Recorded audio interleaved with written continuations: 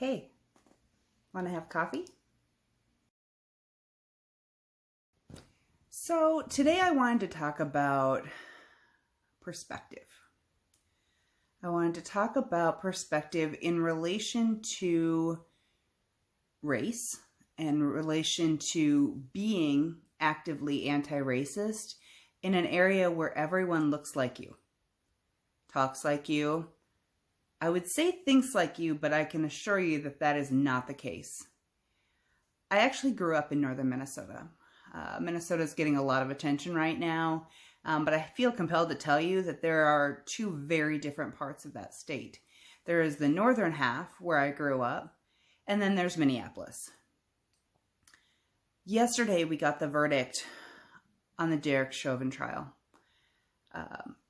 George Floyd's murderer, confirmed by a jury of his peers in a court of law. To tell you that there was a collective sigh of relief would be an understatement. But the work is not done. This is just the beginning. This is a step forward. This is a positive step forward to making some changes in this country that are long overdue. The reason I started by saying perspective is because when you live in an area where everyone looks like you, there's a certain inherent bias in that you're not even aware of. It's not that you're racist, at least not intentionally. You can be a good person and still hurt people. You can still harm them in ways you never even considered.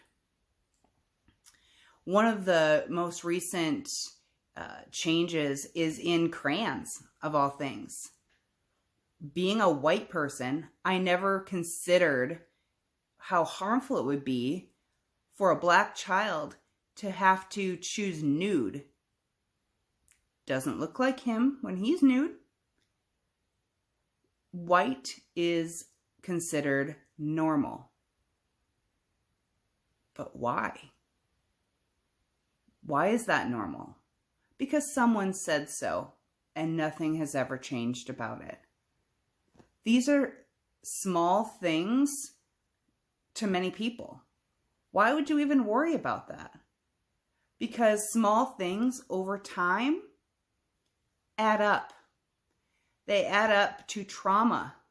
They add up to feelings of unworthiness, dehumanization, violence.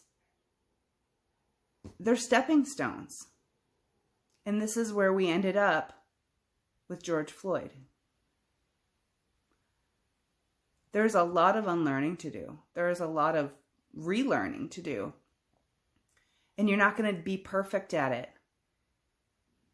That's the point. You're learning and you're growing and you're adapting and you're taking in more information and you're acting on it. You're not allowing someone to say that off-color joke that for years you just ignored. Now you're saying, hey, that's not necessary. That is not okay. You can be that voice. That is not going to be easy. And you also need to know when your effort is better placed. There are folks who are determined to never change their mind. There are folks who have experiences that you know nothing about. It's like when a man tries to explain to you what your period feels like. How the hell do you know? Same goes for race. I can't speak to what it would be like as a black woman to walk into a store and have to wonder what people are thinking. I have heard people say, educated, good people say, racism doesn't exist. And if that's the world you live in, let me in. I would love for that to be the case. But the truth is, racism is very real. Very real. In our everyday life, in our court systems, in the way that we raise our children. I say that under full knowledge that I have no children, but I do have nieces and nephews that are growing up in a climate that is very different than when I went to school even. And that was not that long ago. But I just think the perspective needs to shift, and that people need to be willing to do the work. People need to be willing to get it wrong so that they can learn. So let's do the work. Let's do the work together.